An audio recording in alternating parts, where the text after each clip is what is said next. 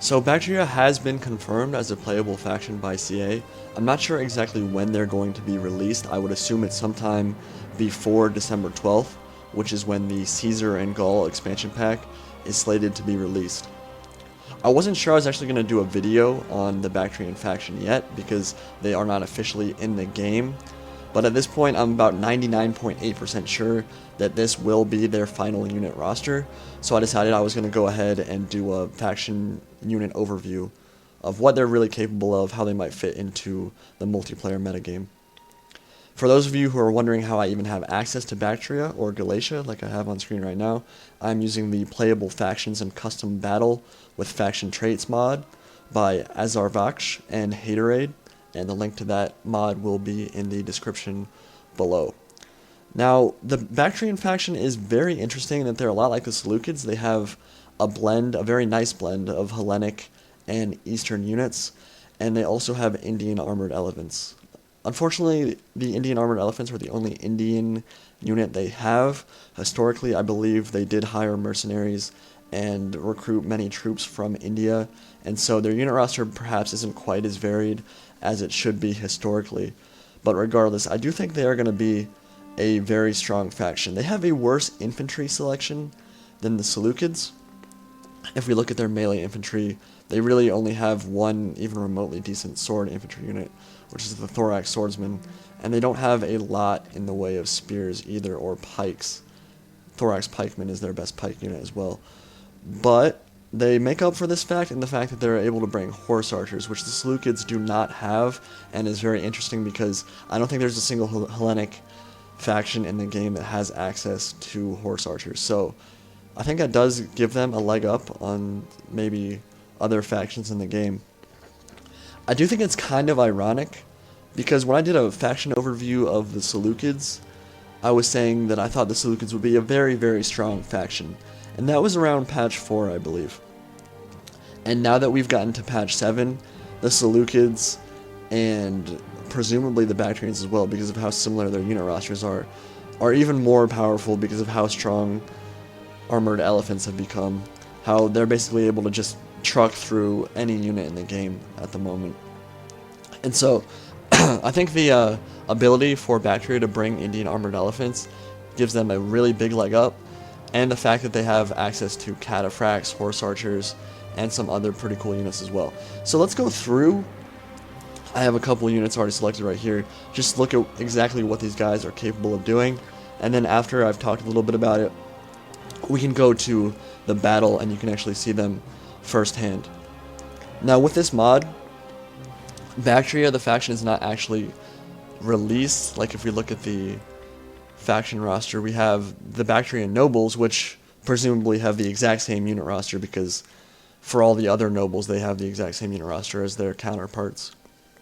But yeah, I can't actually access Baktria because they are not officially released, and the DLC and free LC factions normally aren't on this mod when they're about to be slated for release. So that's why I'm using Bactrian nobles right now. They actually do have a cooler color scheme than Baktria, I think, and we can again look at that when we go on to the battle. But Indian armored elephants, same exact stats as the Indian armored elephants for the Seleucids. Very powerful unit, especially in the metagame right now. I'm sure that chariots and elephants will be nerfed sometime relatively soon, maybe even with patch 8 on December 12th. Hopefully that's what happens, because I think elephants before patch 7 were strong, and they're just ridiculously overpowered at this point. The fact that they have Bactrian horse archers is very cool. It means that they're able to bring really powerful cavalry with the Hellenic Cataphracts and the Bactrian Royal Cavalry, which I'll talk about in a second, but also back them up with the horse archers. And I think in tandem, Cataphracts and horse archers is a very difficult proposition to deal with, especially when a faction has access to units like elephants and pretty good spear infantry. Now, a really unique unit for Baktria is the Bactrian Royal Guard. These guys have access to Frenzied Charge, which most spear units in the game do not have. I think maybe Pontus has Frenzied Charge on some of its weaker spear units, but I think this might be the only elite infantry unit in the game at the moment that has Frenzied Charge. Correct me if I'm wrong. This gives them an increase in charge speed, charge damage, and acceleration with a trade-off of having worse melee defense. But they also have Expert Charge Defense, which is a passive ability, which gives them increased melee attack and damage against charging enemies. I think this is going to be a pretty powerful unit.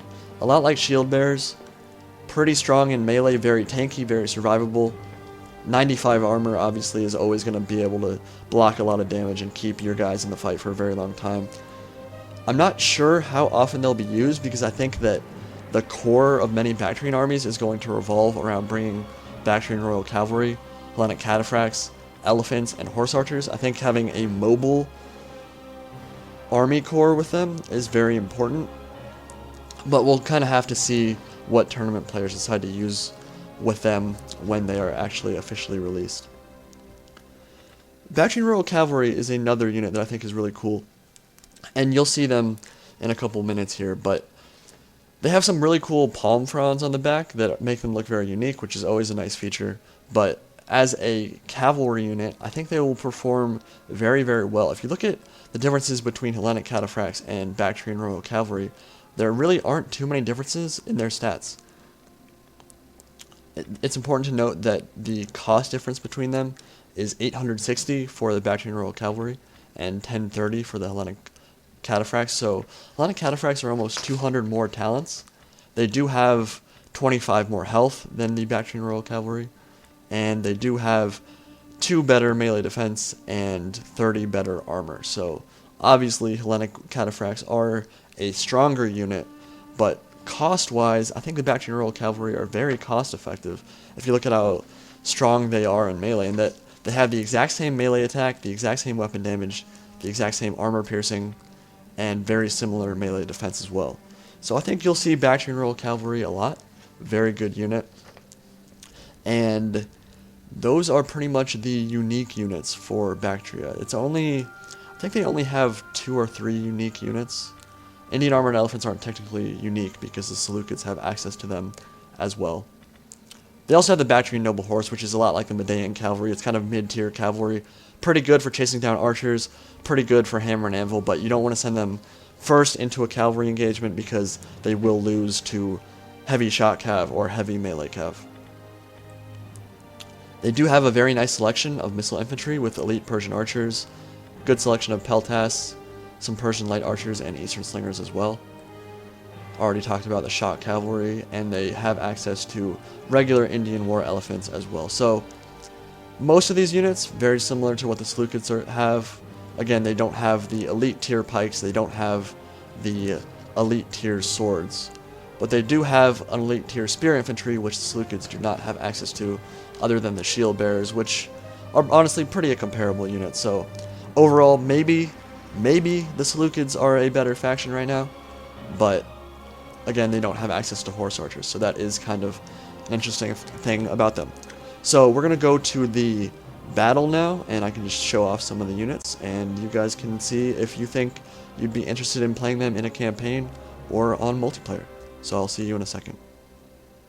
Now, originally one of the reasons I was hesitant to make this video was because there was a line in the faction description of Baktria that stated they were going to have access to Galatian units, Galatian Legionnaires specifically, and Gallic units as well.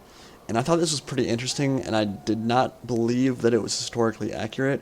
I'm sure it's possible that the Bactrians may have at some point hired a small group of Galatians as mercenaries or something like that, but that they were going to have access to Galatian Legionnaires as one of their melee units.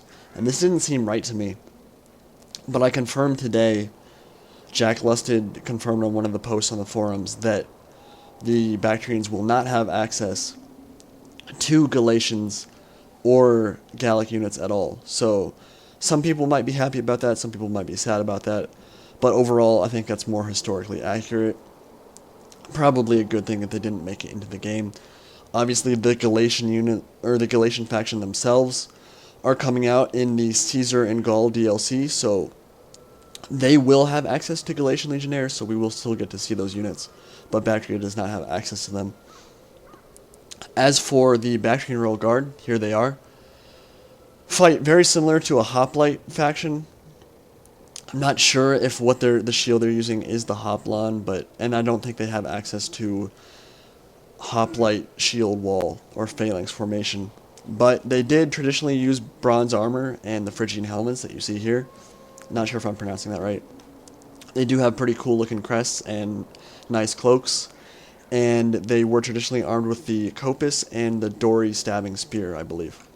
So, really cool looking unit. Pretty happy with how these guys turned out. They look very, very nice.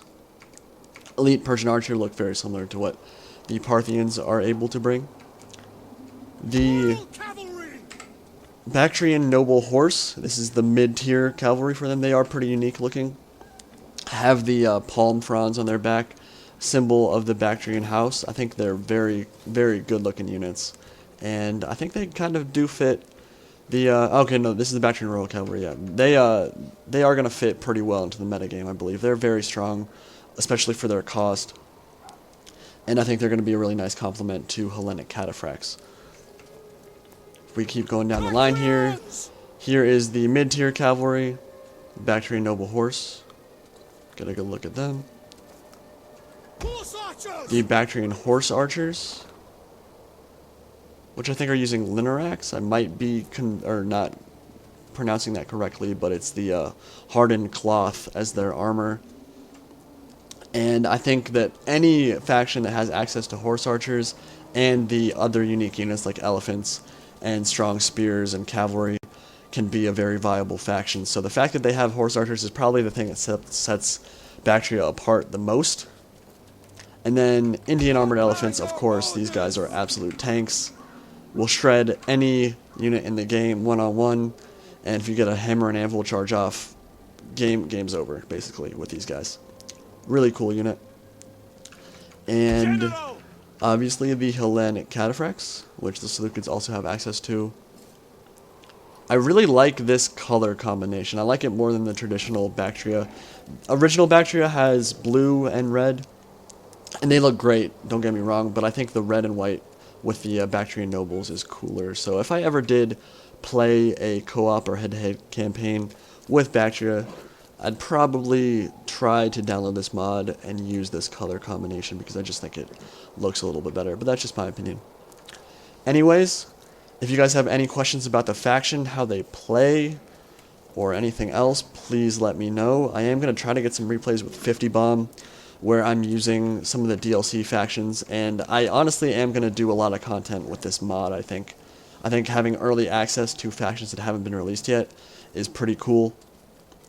So regardless, hope you guys enjoyed the video, and I will be bringing you more content soon. See you later.